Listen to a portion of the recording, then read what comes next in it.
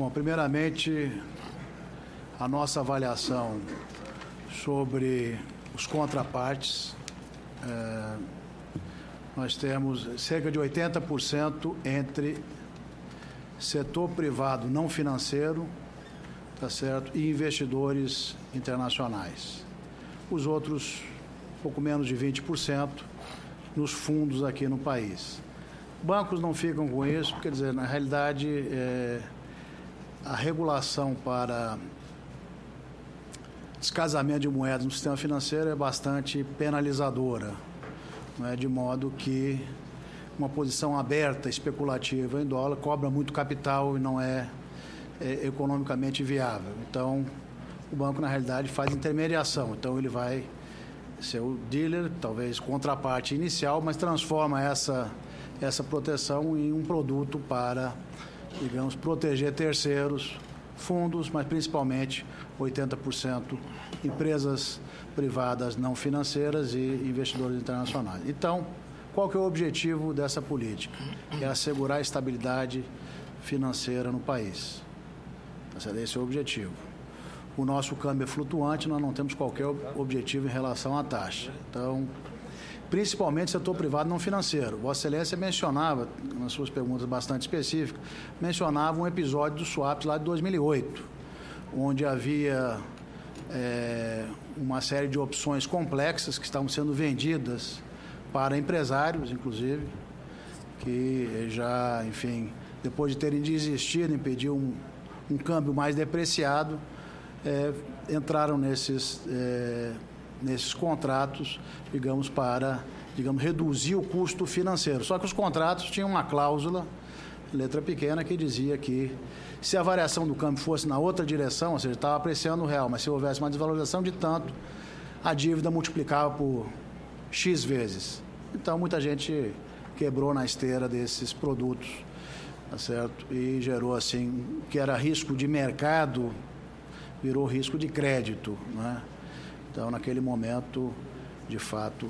Não, esse swap que o Banco Central coloca transparentemente no mercado é um swap onde, basicamente, se troca. O Banco Central recebe a taxa Selic e paga a variação cambial mais um cupom cambial, que é uma remuneração em dólar, uma aplicação no país. Registrado na Bolsa de Valores, enfim, tudo transparente. O outro, aquele do episódio de 2008, que era entre contrapartes privadas, era, em geral, mercado de balcão, com pouca transparência, enfim. Mas essas coisas todas foram lições da crise também, que ocorreram em outros países, não só no Brasil. Certo? Então, as operações de swap, em outros momentos, eu até distribuí um material aqui, que as operações de swap chegaram a ser quase 100% das reservas em outras ocasiões. Naturalmente, que esse instrumento, que é um instrumento dentro da política cambial, esse instrumento ele só funciona se tiver um ativo subjacente que dê força a ele, não é? Então, esses acordos de swap, contratos de swap no Brasil, eles só são demandados a título também de proteção, e principalmente disso, porque há um lastro de 370 bilhões de dólares. Vossa Excelência deve saber também que o mercado de câmbio brasileiro, como é denominado pelos participantes, hoje é várias vezes maior no derivativo do que no mercado spot. Não deixa de ser definido como mercado de câmbio. Então, eu não tenho o número aqui, talvez o diretor Aldo, mas é coisa de 1 bilhão de... 1 a 10. 1 bilhão de operações no mercado à vista, 10 bilhões no mercado derivativo. Então, a liquidez no mercado de câmbio brasileiro, gostemos ou não, está hoje no mercado de derivativos e não no mercado de spot. Isso é câmbio. Isso mexe com o preço da economia. Isso vai afetar a vida dos exportadores. Isso vai afetar a vida dos importadores. Então, não adianta achar que câmbio é só o bilhete ou o traveler check, que nem existe mais. Mas, enfim, é isso. Tá certo? Então, no Brasil, o mercado de câmbio brasileiro compreende. E aí, acho que muitos analistas consideram o primeiro vencimento quase como mercado à vista, o primeiro vencimento do mercado cambial como mercado à vista. Eles colocam isso, esses 10, 11 bilhões, tudo junto, como mercado de câmbio brasileiro, e é aí que está a liquidez desse preço importante da economia. Então, nós vemos isso, tá certo?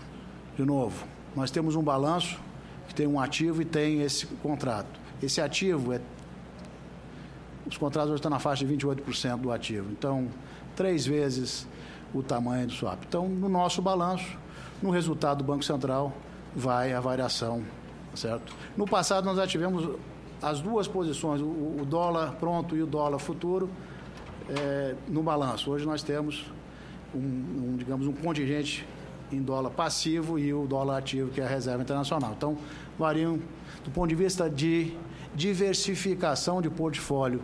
Aí o Banco Central não como condutor da política cambial, mas como o administrador das reservas internacionais, faz sentido ter uma parte delas protegida na forma desses contratos. Então, hoje a conta é essa, amanhã pode ser totalmente diferente, mas, enfim, tem que usar esse conjunto na sua integralidade.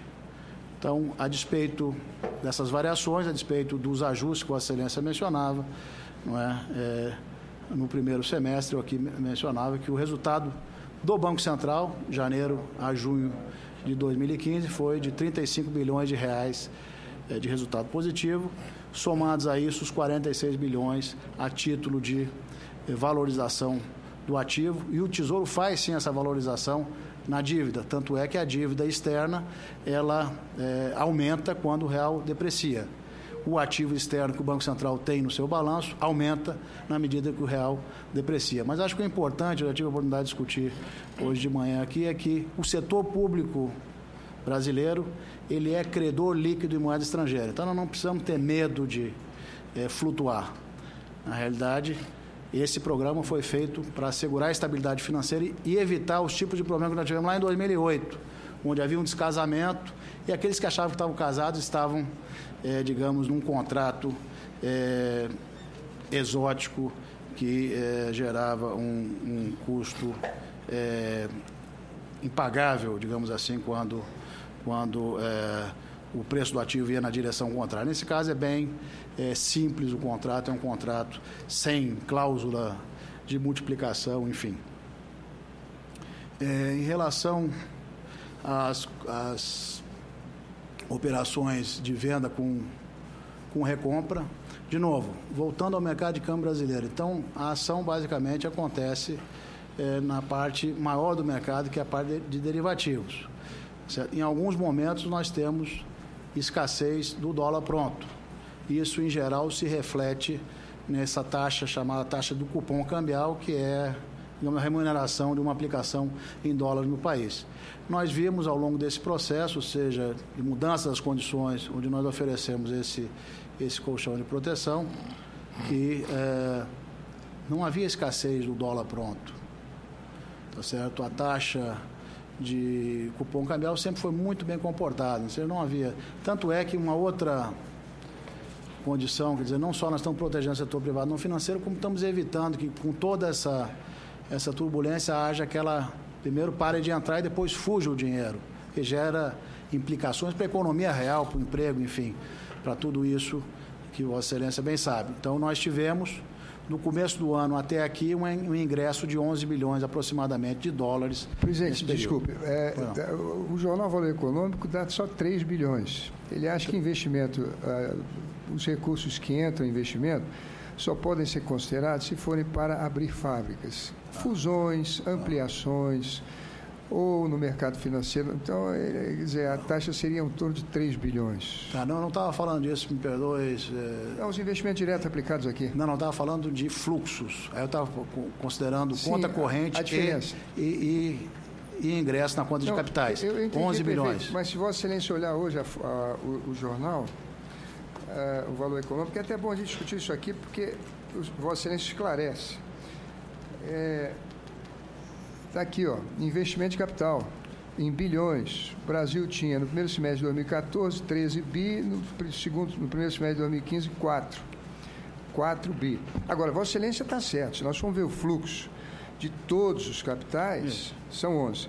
Mas aqui, para o mercado, o que eles consideram é exatamente esse que vem para o produtivo, né? Não, vou ver esse dado. Não, mas eu estava me referindo ao balanço de pagamentos como um todo, mas certamente esses investimentos são importantes. São importantes, fundamentais.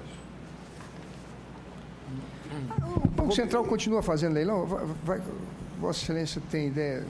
Não, o Banco Central, o que ele... Bom, enfim, Vossa Excelência mencionava os contratos de venda com compromisso de recompra. Então, em alguns momentos, nós vemos que há esse mau funcionamento do mercado à vista. Por exemplo, em geral, nos finais de ano, há uma redução na liquidez. Nós temos feito essas operações, Vossa Excelência se referiu a elas naquele período. Por que nós não fizemos mais agora? Porque não houve a necessidade, não havia, digamos, essa disfuncionalidade do mercado. Fizemos uma operação, sim. Podemos fazer outras, sim. Essas são empréstimos em moeda estrangeira de 2, 3, 6 meses. Essa reserva retorna para o Banco Central. A ideia não precisa subir os juros, a ideia era segurar um pouco a expansão monetária. Porque no swap, cada vez que essa de fato tem um enxugamento monetário. Mas, enfim, tem que usar se for preciso. Também não vou usar para efeito de política monetária, mas Vossa Excelência tem razão, sim. Enfim,